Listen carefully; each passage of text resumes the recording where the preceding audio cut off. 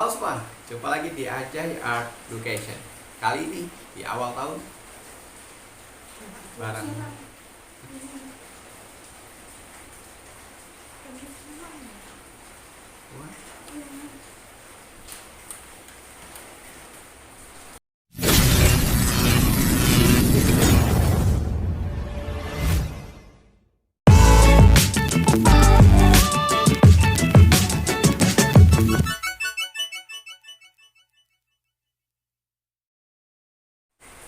Halo semuanya, jumpa lagi di Ajay Art Education. Dan untuk malam hari ini kita ngobrol bareng istri saya. Selamat malam Bun. Malam. Oke, suaranya. Malam. Iya. Ya, kebetulan kita lagi nyobain juga nih untuk perlengkapan atau alat studio barunya ya. Jadi nanti buat teman-teman kita gitu yang mau ngobrol-ngobrol biar lebih enak lagi. Jadi dicoba dulu nih. Tapi kita ngobrolin masalah ataupun highlight tahun 2021, apa aja yang sudah terjadi di tahun 2021. Mungkin banyak hal-hal yang tidak enaknya, banyak yang tidak enaknya ya. Apa aja yang terjadi di 2021? Yang enaknya dulu apa yang nggak enaknya dulu? Terserah. Yang nggak enak dulu deh.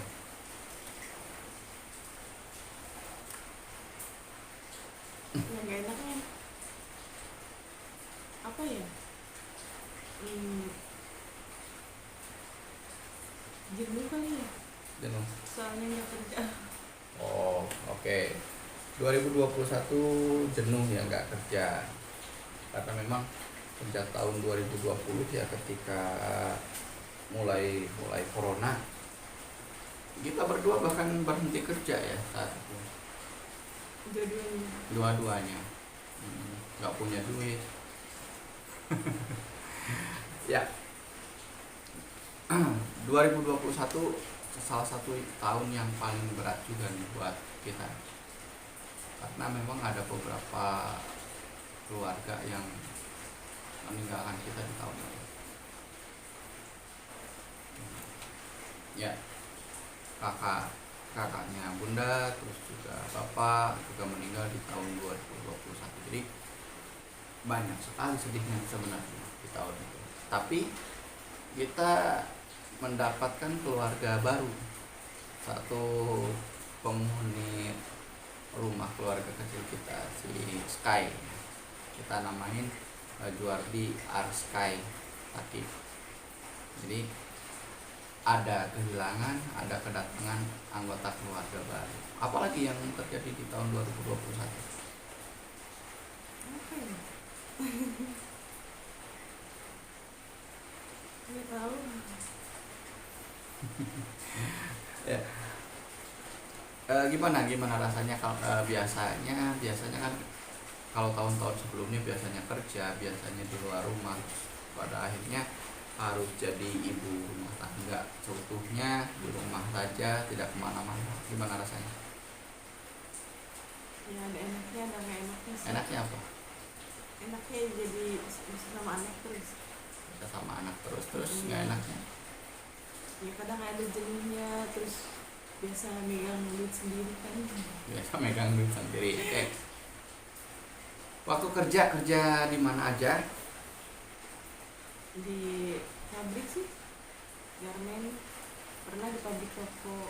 Pernah di pabrik rokok. Oke, kita satu-satu nih untuk di pabrik garmen. Itu produksi apa aja? Kaos kaki sama kemeja. Kaos kaki sama kemeja. Yang di pabrik kaos kaki Tahun 2016-17. 2016-2017 itu di bagian apa, Bunda? Packing. Bagian packing. Iya. Packing itu berarti tugasnya Yang ngepak-ngepak. ngepak, ya, ngepak kaos kaki sesuai dengan orderan, sesuai dengan pesanan. Oke. Saat itu produksi kaos kakinya di ekspor atau dijual di dalam negeri? Setahu Kebanyakan sih Bunda. ekspor. Oh, ekspor. Berarti kalau kaki ekspor beda, ukurannya gede-gede. Ya ada yang normal biasa kayak kita ya, ada yang gede buat ya. kan kalau dalam dia ada yang musim dingin terus orangnya kan pada tinggi gede Ah, gitu. iya. Pengalaman paling buruk apa? Pengalaman paling buruk nggak nggak ada teman, Nggak ada teman. nggak ada yang nemenin. Kenapa di sana? Apa egosentris atau egois antar? Pernah dipindahin posisi sih. Oh, pernah dipindahin Terus posisi. Terus? pernah ngelawan nggak, pernah satu kali nggak nurutin. Oh, nggak nurut. Oke. Jadi Jadi dijauhin.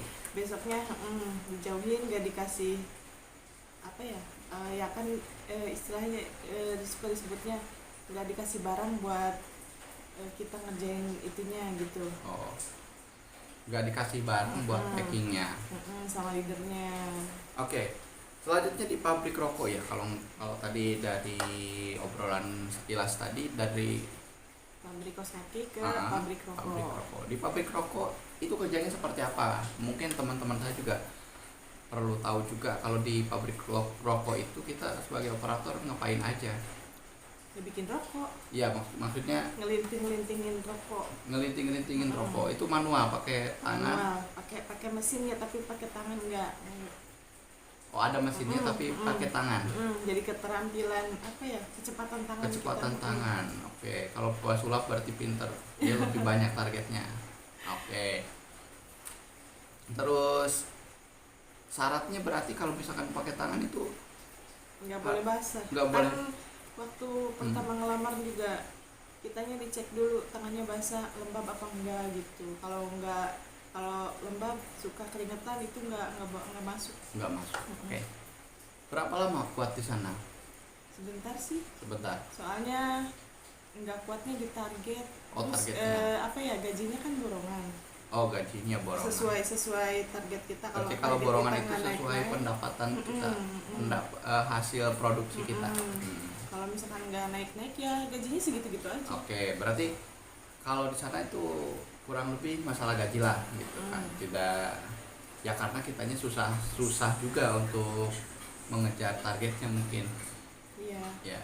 Soalnya kan sehari kadang harus 2000. Oh gitu, 2000 linting, 2000 batang rokok begitu. Oke, selanjutnya setelah di pabrik rokok, di pabrik mana lagi nih? Kemeja. Pabrik kemeja. Iya. Oke. Berapa lama? 2 tahun lebih lah. 2 tahun lebih. Kalau ini berarti rekor paling lama ya. Iya. Kenapa? Nyaman sih. Apa yang menjadi alasan nyaman seorang operator di pabrik gitu? Kalau kerjaannya sih emang gak nyaman ya. Kerjaannya mah bikin buat apa ya? Kerjaannya mah bikin gak nyaman, cuma lingkungan teman-temannya juga, lingkungan teman-temannya yang bikin nyaman. Oke, nah teman-teman jadi gini, untuk urusan manpower ya, sekalian bahas ya, untuk urusan manpower, untuk urusan pekerja begitu. Pekerja itu bisa jadi mereka itu nyaman karena pertama faktor gajinya, mungkin gajinya mencukupi walaupun pekerjaannya tidak suka, terus lingkungan kerjanya tidak nyaman, tetapi ketika gajinya dirasa cukup pasti jadi pertimbangan.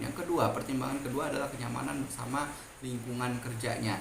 Kalau lingkungan kerjanya sudah nyaman, kadangkala masalah gaji bisa termaafkan. Ketika gajinya tidak mencukupi pun, kalau lingkungan kerjanya nyaman, teman-temannya enak, ya mungkin bisa bertahan. Dan yang ketiga, ini faktor yang jarang sekali diungkapkan juga, masalah atasannya.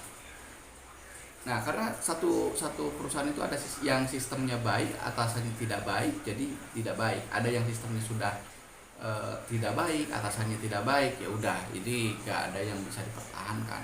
Dan yang kita harapkan itu yang sistemnya baik dan atasannya baik.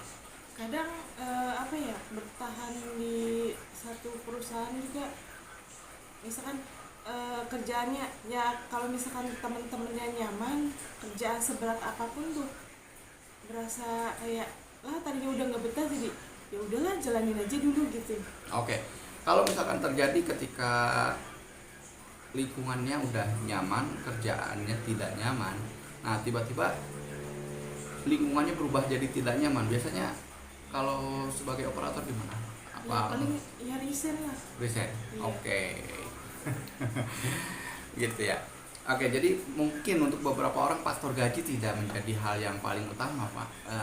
Bisa jadi kenyamanannya, cara kerjanya juga merupakan pertimbangan untuk seseorang. Ya, seperti yang saya pernah sebutkan tadi, saya juga pernah bekerja untuk satu perusahaan, cuma nilai hariannya ketika dihariankan itu kecil sekali, hanya 28.300. Dan luar biasanya, bila silahkan teman-teman bila mau cek di googling ya, itu 28.000 itu adalah angka minimal untuk kemiskinan ekstrim untuk saat ini. Jadi saya pernah ada di titik Paling yang miskin. paling miskin sekali itu. Berarti kemiskinan ekstrim itu di tahun ini tuh kalau tidak salah itu Tapi yang pendapatan. kenapa bertahan? Kenapa bertahan? Karena tidak ada loncatan berikutnya saat itu. Karena biasanya kan ya daripada nganggur, karena yang Oh iya, uh, teman-teman saya juga sih pernah gini, kan gak nyaman ya, gak nyaman banget itu sama kerjaannya.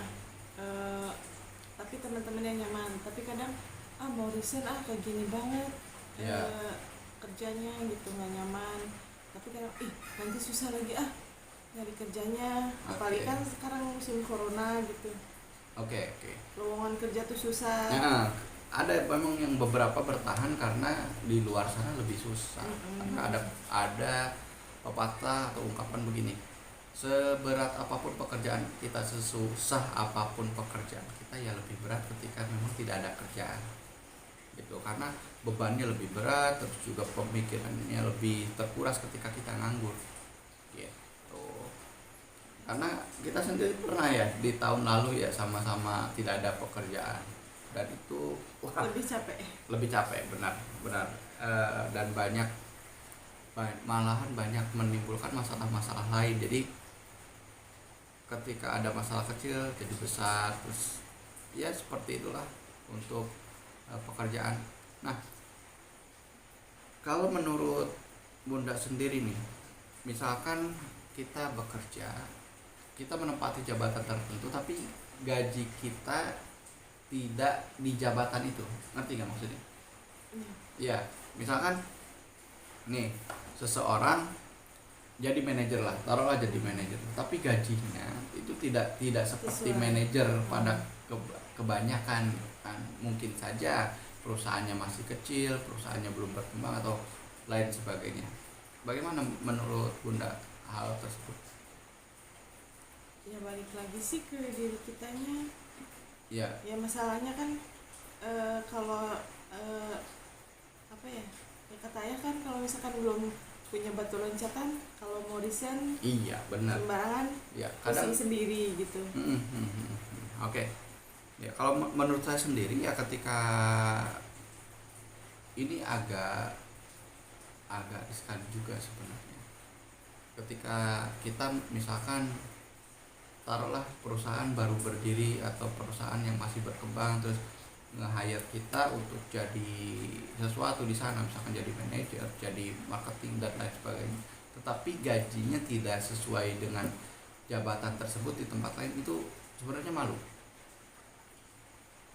Itu bikin apa ya? Bikin kita itu ketika di pergaulan, entah itu di lingkungan masyarakat atau itu malah jadi minder.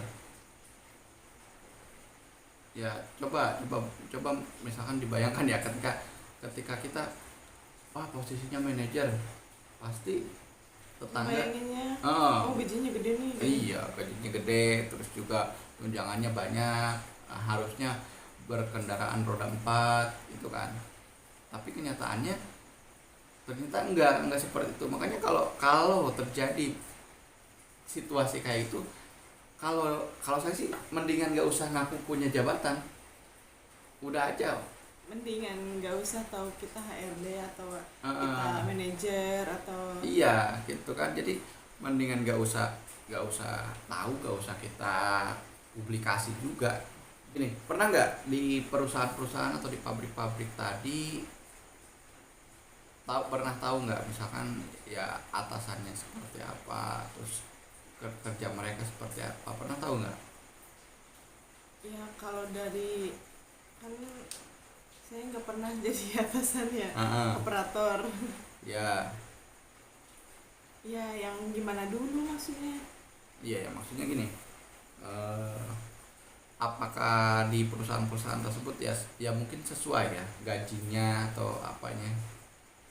Ya mungkin sih. Tapi kelihatannya misalkan manajernya ya bermobil, HRD-nya ya bermobil gitu. Ya kalau lihat dari luaran memang kayak gitu. Oke, ya berarti kan mungkin di tempat tersebut ya struktural penggajiannya ya udah jalan ketika. Jadi gini, banyak orang yang berpikir ketika kita bekerja itu hanya yang terlihat aja. Contohnya yang terlihat berkeringat, terus juga yang terlihat menggunakan otot, terus yang terlihat dia apa ya, misalkan menghasilkan barang dan lain-lain. Sama yang duduk aja depan komputer gitu. Iya, sama yang Sama duduk aja di kerja. depan komputer kadang beda. Kadang pemikiran-pemikiran kolot, pemikiran-pemikiran dulu, orang yang duduk-duduk aja itu tidak kerja, orang yang depan komputer itu tidak kerja sih. Padahal lebih pusing. Iya, padahal lebih pusing karena ketika kita menggunakan energi untuk berpikir itu beda ketika menggunakan energi kita untuk beraktivitas fisik lainnya begitu. Nah, begini. Kalau menurut Bunda sendiri, kenapa orang-orang yang jabatannya tinggi gajinya harus tinggi? Ya kan sebanding sama kerjaannya. Iya. Kalau yang tahu, kalau yang Sebanding tahu sama sebanding sama kerjaan yang seperti apa berarti? ya kan misalkan manajer gitu kan tanggung jawabnya lebih gede. Benar. Berarti ada nilai tanggung jawab yang dihitung di sana, tidak hanya masalah kerjaan. Mungkin si manajer itu kerjanya cuma duduk, Tapi cuma kan nanti perhatikan. dipertanyakan. Iya, tapi ketika ada apa-apa dengan karyawannya, ketika ada apa-apa dengan apa yang dia kerjakannya, tanggung jawabnya lebih dulu mereka. Mungkin saya nggak pernah ya jadi atasan atau gimana, tapi menurut saya mah emang sih enakan jadi operator. Kenapa enak jadi operator? Ya, maksudnya. Ya. Segi tanggung jawabnya lebih berarti berat kan ya. Kalau misalkan jadi atasan tuh, operator kan misalkan mikirin target nih, Ya. segini ini kerja, Ya. jam kerja udah habis pulang. Nggak harus mikirin apa-apa lagi. Tapi kan kalau misalkan manajer nanti kan yang punya perusahaan, ini gimana gitu. Iya, benar. Bener nggak sih? Iya, benar. Karena apa ya? Ketika kita menjabat jadi sesuatu itu di satu tempat, satu organisasi, satu perusahaan, satu lembaga, dimanapun itu, harusnya yang dinilai itu bukan cuma kinerja dia datang ke kantor kapan, dia pulang ke kantor jam berapa, bukan, tetapi seberapa besar pemikirannya untuk kemajuan-kemajuan yang terjadi di perusahaan tersebut, atau juga seberapa besar tanggung jawab yang ia pikul untuk pekerjaan-pekerjaan yang memang dia pikul. Nah, seperti contoh nih, banyak orang tidak tahu kerjaan HRD itu apa. HRD itu orang-orang mengira hanya urusan apa, ngegaji aja. Padahal HRD itu lingkupnya luas nih. Si HRD itu kan mulai dari rekrutmen orang, terus juga merekrut. Ini kan sebenarnya bukan cuma dia narikin orang masuk ke perusahaan dia, tapi dia juga bertanggung jawab untuk membangun si karakter orang-orang tersebut, membangun kinerjanya, terus juga membangun atmosfer kerja di perusahaannya. Pernah kan lihat kan di perusahaan-perusahaan sebelumnya ada pelatihan-pelatihan atau pengenalan gitu. Ada itu siapa yang melakukan? HRD ya, dan timnya begitu kan. Iya. Nah, itu juga kan tanggung jawab HRD. Terus secara administratif nih, kekaryawanan, mulai dari pemberkasan masuk ya, terus juga data-data diri, data-data keluarga, baik itu nanti berkaitan dengan payroll, gaji, terus pembukaan rekening, terus juga BPJS kesehatan, BPJS ketenagakerjaan, tunjangan lain kalau ada. kan itu juga kerjaan dari HRD. Terus setiap harinya nih yang memantau absensi HRD juga. Nah, yang sering kali disalah artikan begini, kalau di perusahaan-perusahaan tadi nih yang disebutkan ya, ada kaos kaki, ada rokok, ada kemeja. Ketika kita tidak masuk, siapa yang lapor ke HRD? Kitanya kan, yang tidak masuknya, bukan? Ya bukan berarti malah si HRD-nya yang si ini kemana, enggak kan? Jadi si HRD mendapatkan laporan siapa aja yang tidak masuknya, baru besoknya ketika misalkan masuk lagi ditegur, di SP dan lain sebagainya. Dan itu harusnya segala hal seperti itu kan sepengetahuan HRD. Nah begitu. Jadi sepengetahuan saya saja banyak sekali perusahaan-perusahaan yang sebenarnya tidak tahu fungsi-fungsi manajerial di bawahnya begitu. Jadi taunya ya hasil produksi banyak, penjualan banyak, nggak peduli administrasi seperti apa, nggak peduli orang yang ngurusin administrasinya pulang jam 10 malam, jam 11 malam, jam 12, nggak peduli seperti itu, karena taunya ya kerja yang berkeringat gitu. Nah, yang paling berkesan apa nih? Tadi kan udah, kalau di kaos kaki udah, di rokok udah, kalau di pabrik kemeja apa ya, sebenarnya sih kalau lingkungannya di pabrik meja itu enak. enak seperti apa? Tadi udah iya, pertama temen ya, Hmm. tapi atasannya juga termasuk apa ya, kalau yang punya pabrik, tangan kanan yang punya pabrik apa sih? Iya, oke. Tangan, Ya kan, ya pokoknya jajaran direksinya lah.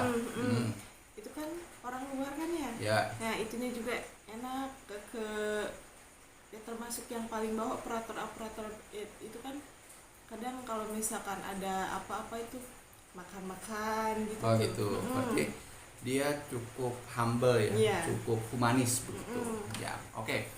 Kalau menurut operator nih, menurut di bawah gitu ya, atasan seperti apa sih yang berkesan atau yang baik gitu, seperti apa sih? Ya yang gimana ya, humble sih, terus apa ya, Bisa bisa membawa diri. nyontohin. Oh, bisa mencontohkan. Oke. Misalkan ngomong kayak gini, ya dianya dulu gimana gitu. Kalau Oke. misalkan kelihatan sama bawahan dianya melanggar kan, kitanya juga apa sih, lihatnya juga enggak Oke. apa ya, gimana ya. Ya, misalkan gini, saya sebagai atasan, misalkan saya ini memberikan aturan bahwa setiap pekerja harus datang tepat pada waktunya atau 15 menit sebelum waktu masuk gitu. Nah, saya setiap hari mencontohkan seperti itu, tapi ternyata nggak ada yang mengikuti, malah mepet masuk lah, terus juga ketika absensi bertumpuk-tumpuk sama orang lain gitu. Jadi yang harusnya tidak telat jadi telat gitu. Itu yang salah atasannya atau memang Ya diri pribadinya sendiri. oh, diri pribadi operatornya ini. Iya. Berarti di operator juga kan, berarti kan mereka harus paham juga. Tapi ya Ya. kalau misalkan kan operator misalkan banyak yang telat, ya tetap aja yang kesalahan kan Iya, yang di atasnya. Iya Memang seperti itu. Jadi kadang dilematisnya para atasan juga, kadang yang melakukan kesalahannya siapa, yang kenanya ya mereka. Itu salah satu bentuk tanggung jawabnya. Makanya balik lagi, gaji para atasan pun ya harus diperhatikan juga. Jangan sekarang kan misalkan UMK nih, mereka berteriak masalah gaji buruh nih, minta naik sekian. Nah, apa kabar nih mereka yang udah di atas nih, udah di atas UMK kan, mereka juga butuh perhatian juga begitu, karena posisi tertentu bingung loh. kita itu kadang harus mengerti kondisi perusahaan, tetapi juga sekaligus harus paham juga bagaimana keadaan di bawah. Jadi dilematis, gimana cara kita bersikap. Di satu sisi misalkan gaji kita juga kurang, tapi di satu sisi kita harus memperjuangkan gaji-gaji yang lebih kurang lagi, begitu. Misalkan seperti itu. Jadi dunia kerja ini memang dia penuh dinamika begitu. Nah, kalau di operator nih biasanya konflik-konfliknya seperti apa? Apa ya? Ya partner kerja sih. Iya, maksudnya konfliknya yang seperti apa saling menjatuhkannya kayak gimana contohnya? Apa ya? Kesalahan gitu. Ya, Saling lempar kesalahan apa gimana? saling lempar kesalahan berarti ada saling Ya, lempar kesalahan. ada. Oke. Terus Kalau misalkan ketahuan sama atasan nih, kadang kalau yang ya gimana itunya juga ya kadang ada yang saling melempar, kadang apa ya, jadi yang salah si anu misalkan gitu. Ya. Tapi yang salahnya mah adem ayem aja gitu kan. Ya. Kan yang kenanya jadi salah sasaran. Iya, yang kenanya malah semua begitu kan pada akhirnya. Terus juga kalau misalkan selain saling lempar, saling tuding begitu ya, saling menyalahkan, politik-politik cari muka juga apa ini terjadi juga di kalangan operator? Ada sih. Ada aja. Ada aja. Oke. Skandal apa nih yang paling diingat? Misalkan apa ya, lupa sih. Misalkan skandal antara bawahan dengan atasannya, Apa ya, ada yang kayak gitu. skandal kerjaan Ya, apa di luar kerjaan? ya di luar kerja ataupun di dalam kerjaan kan ada misalkan biar enggak di SP 3 atau biar enggak di SP nih, jadi Enggak, kan ngedapetin suka ada atasan yang pengennya oknum sama ya? yang enak dipandang, sama yang Oke. cakep-cakep aja gitu. Ada yang kayak gitu. Ada. Banyak. Ya, hampir di tiap Iya selalu ada. karena memang patut diakui juga ya, karena good looking itu penting juga memang untuk rekrutmen aja seperti itu. Begini, kalau misalkan satu perusahaan tiba-tiba tua semua gitu kan, misalkan mohon maaf nih untuk pekerja-pekerja yang memang udah berumur begitu kan, berumur semua itu kan iklim kerja juga nggak baik juga. Jadi good looking memang perlu, tapi bukan ke situnya sih, kadang ada yang kayak gini. Misalkan si 5 orang nih misalkan. Nah, ada 2 orang yang cakep. Nah, nantinya tuh ngedeketinnya tuh yang itu, terus yang 2 orang itu ngedeketin dalam artian ngasih arahan misalkan. Yang ya. itunya cuek gitu teh. Padahal misalkan ya, orang yang biasa-biasa aja itu kerjanya lebih bagus, misalkan yang itu mah males-malesan, yang cakep mah gitu. Oh gitu. Kadang ada yang Saya juga begitu. makanya itu. Iya. Tapi memang lumrah sekali untuk hal-hal seperti itu. Nah, Tapi enggak apa sih, emang lumrah sih, wajar sih dah. Kadang ya laki-laki ya. iya, kalau laki-laki seperti itu. Yang sering apa ya? Aneh itu begini. Jadi faktor kedekatan lain kalau ada misalkan atasan cewek nih, dekat selain dekat di kerjaan, di luar kerjaan juga dekat nih. ya. Nah, nanti kalau misalkan asal kerjaannya pasti dibela terus. Iya benar. Iya, kadang berarti kalau misalkan di tempat-tempat yang memang udah banyak karyawannya itu ada geng-gengan juga. Ya ada lah. banyak dong.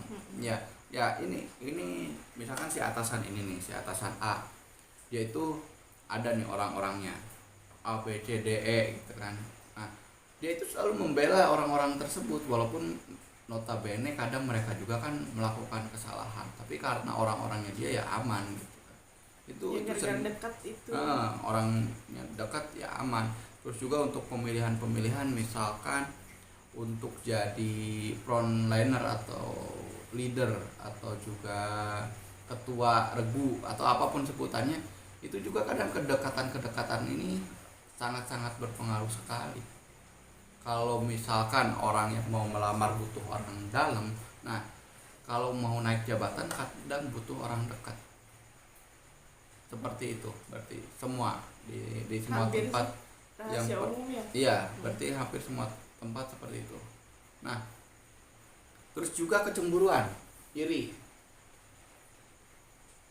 Apakah di tempat-tempat yang sudah disebutkan tadi ada?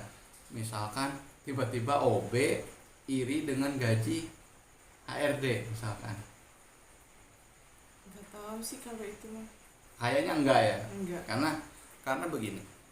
Karena ini faktor transparansi masalah penggajian juga perlu. Artinya apa? Ketika tadi balik lagi untuk jabatan-jabatan tertentu ya harus diperhatikan untuk gajinya supaya tidak terjadi hal seperti ini. Jadi nggak mungkin kan OB operator harus ngiri ke gajinya HRD atau manajer gitu kan, karena udah tahu tuh voksinya. Apalagi yang lebih lucu lagi nih, ada nih gajinya udah gede, dia malahan paling gede mungkin di antara yang lain gitu kan, tetapi masih iri sama orang-orang baru yang notabene ya mungkin secara gaji juga masih di bawah gitu. Ini yang lucu nih masalah Berarti gaji. mah itu mah pribadinya yang jelek. Oh iya, berarti kan itu kan balik lagi ke pribadinya kan. Jadi untuk gaji ini harusnya ya diketahui secara umum juga menurut saya. Jadi kalau yang di atas ya sesuaikanlah dengan gaji dia sebagai atasan. Nilai juga tanggung jawabnya, nilai juga lihat kerjaannya seperti apa. Bukan cuma yang terlihat aja atau dengar laporan dari orang saja, tapi lihat juga yang jadi kan ada mungkin kan kriteria penilaian kan tiap berapa bulan dinilai di sana. Apa? Penilaian karyawan Sebulan biasanya sekali. sebulan sekali ada penilaian karyawannya. Oke, itu Malah lebih ada baik gitu. penghargaan yang karyawan teladan. Oke, ada karyawan teladan juga gitu kan. Berarti ya, jadi di pabrik-pabrik besar ya memang tidak terlalu sibuk dengan ego masing-masing siapa yang ingin berkuasa kan. Mereka kan lebih ke Ya kalau ruang lingkupnya kinerja. operator kan, kalau misalkan saya emang nggak pernah jadi atasan ya. Nah, Nggak tahu sih kalau misalkan ruang lingkupnya yang atasan apa? oke, atasannya seperti apa mah gitu kan, pergaulan mereka. Apakah ada sikut-sikutan juga, apakah ada ini juga. Kurang tahu. Oke. Ya ada pasti, tapi nggak tahu seperti apa ini. Oke. Berarti enak nih jadi operator, mending jadi operator. Ya ada belum pernah jadi atas. Oke, sepertinya saya juga harus jadi operator ini. Enggak, teman saya juga pernah bilang kayak gini. Jadi leader. Terus jadi leader tuh ngomong kayak gini, udahlah, malas jadi leader, mending jadi rakyat biasa kali. Oh gitu. Iya, karena memang Pusing gitu. iya pusing. Kadang di tempat-tempat tertentu ya gajinya nggak seberapa, tapi tanggung jawabnya besar. Gini pernah ngomong gini, udah gaji sama kayak kalian katanya. Gitu kan. Udah mah ditanyain tanggung jawab ini itu, kalau ada masalah pasti saya yang kenain. Iya. Ini lucu nih, di tempat entah berantah gitu kan. Saya pernah dengar cerita juga. Ada beberapa bagian yang memang powernya entah sengaja ataupun tidak sengaja. Power itu berarti wewenangnya ya. Wewenangnya terusan dikikis, dipersempit ya. Tetapi ketika ada masalah, dia lagi yang kena gitu kan. Jadi artinya dia tidak punya wewenang, wewenangnya terus-terusan dihajar terus, tapi ketika ada masalah dilempar ke dia. Itu kasihan sekali teman saya tuh. Jadi kasihan sekali ketika dia tidak pernah tahu apa-apa nih. Jadi harusnya kan misalkan posisi ini tuh harusnya dia tahu ini, tahu A, tahu B, tahu C, semuanya harus sepengetahuan dia. Tetapi informasi yang ke dia tuh disabotase sama oknum-oknum tertentu. Dia mah nggak pernah tahu gitu kan. Hanya lingkungan-lingkungan tertentu aja yang tahu informasinya, entah sengaja ataupun tidak sengaja, atau emang disetting seperti itu. Jadi si teman saya ini nggak pernah tahu apapun, tapi ketika ada masalah pasti diikutin. iya, dia yang dilibatkan dulu. Itu kalau saya sebut itu namanya, sebutannya tukang sapu manajemen. Jadi ketika di manajemen ada masalah baru dia datang nyapuin terus nyelesain. Kasihan. Iya, teman saya seperti itu memang. Nah, oke, sebelum diakhiri nih, kita udah menginjak di tahun baru 2022. Apa harapan terbesarnya di tahun ini? Perubahan. Iya, perubahannya apa? Apa ya? Pasti menjawab berubah ke arah yang lebih baik. Iya, semua juga ingin berubah ke arah yang lebih baik, tapi Ya, harus terus? ada goal-goal yang dituju begitu. Apa? Nambah anak atau apa?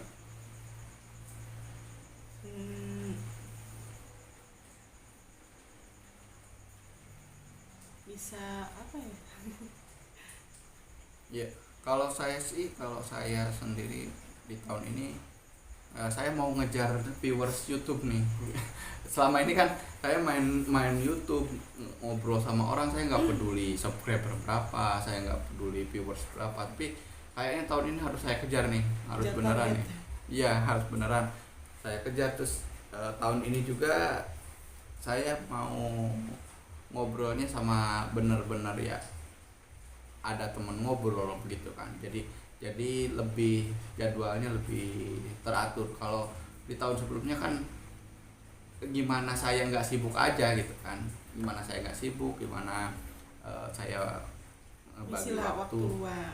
ada waktu luang. Kalau ini di tahun ini mudah-mudahan bisa terjadwalkan, mungkin bisa dibantu juga sama Bunda, bisa terjadwalkan dengan baik. Siapa aja yang mau saya ajak ngobrol, terus konten apa aja yang mau saya buat di tahun ini. Yang jelas masih ngobrol-ngobrol, sudah siap dengan studionya dan lain-lain. Di tahun ini masih ngobrol-ngobrol, terus juga masih seputar sejarah-sejarah tempat-tempat yang nanti saya kunjungi juga. Jadi masih seputar itu. Dan kalaupun ada tambah-tambahannya, saya lagi suka TikTok. Jadi nanti Mau konten-konten beralih jadi artis TikTok? enggak, itu hanya konten-konten selingan aja, konten-konten hiburan di sana. Jadi untuk tahun 2022 ini memang sudah diatur begitu. Dan untuk pekerjaan, Tapi kalau misalkan dari apa sih? Dari TikTok lebih rame gimana? ya tetap ketimbang di YouTube dulu. Hmm. Itu disyukuri lah, maksudnya itu disyukuri. Tapi saya lagi ngejar di YouTube juga, karena memang ya saya suka main di sini gitu. Dan yang benar-benar belum terwujud itu, saya pengen saya pengen nerbitin lagi tulisan. Udah lama sekali nggak nulis. Apa ya mau ngomongnya? Ya sok. Enggak kan, kalau suami orang kebanyakan hobinya burung, Ya, mancing. ya. Ada nggak sih temennya yang kayak saya hobinya yang kayak gini? Ya, Enggak, ada. enggak maksudnya tuh biar ngerti tuh apa sih? Kan di kita mah jarang ya. Ya. Kebanyakan yang senangnya burung, mancing gitu. Hmm. Jarang yang kayak ayah suka buku, suka cerita gitu tuh, suka main konten. Ya. Kadang banyak yang ngomong apa ya, kalau misalkan cerita-cerita juga, ih emang cemburu nggak sih gitu atau gimana, ih apa ya, jadi pengen sharing. Kalau ada teman yang hobinya yang sama nggak sih saya, gitu. udah cari aja tuh di teman-teman penonton viewers kita ya. Barangkali ada yang cowoknya hobinya sama saya gitu kan. Saya suka baca buku, saya suka konten, saya suka ngobrol, saya suka jalan-jalan dibayar. Nah, apakah teman-teman cemburuan juga gitu kan? Jadi kalau misalkan nggak pulang disangkanya kemana gitu. Ya nanti itu silahkan, boleh komen lah atau boleh sharing sama istri saya. Oke, ada lagi yang kita bahas. Ini masih baru, ini juga baru, jadi Maksudnya pamer. jadi nanti teman-teman yang saya undang mudah-mudahan bisa juga dengan ide-ide baru mereka yang kita obrolkan. Tadi kita sedikit ngobrol masalah pabrikan ya, mungkin nanti teman kita ada yang dari guru, boleh mau cerita silahkan teman saya.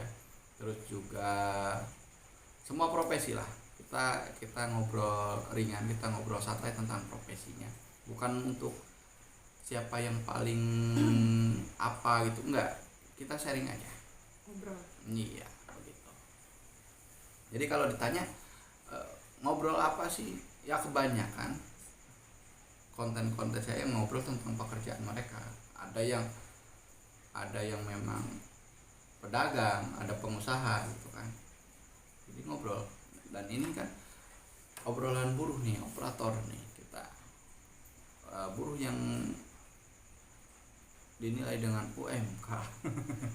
Begitu. Mungkin itu aja untuk kesempatan malam hari ini, karena sudah malam juga, besok kerja dan juga masih ada kewajiban anak ya.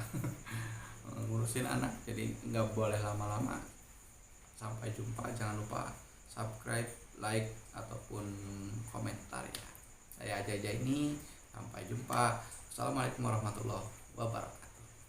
갑자기 내게 나타나준 너, 난 아무 말도 할 수가 없었지. 첫눈에 반한다는 이야기가 널 보는 순간 이해가 됐어. 매번 야야야야야 불러 널 야야야야, 내 맘을 고백하려고 타이밍만 보는 나. 그런 나를 넌 보며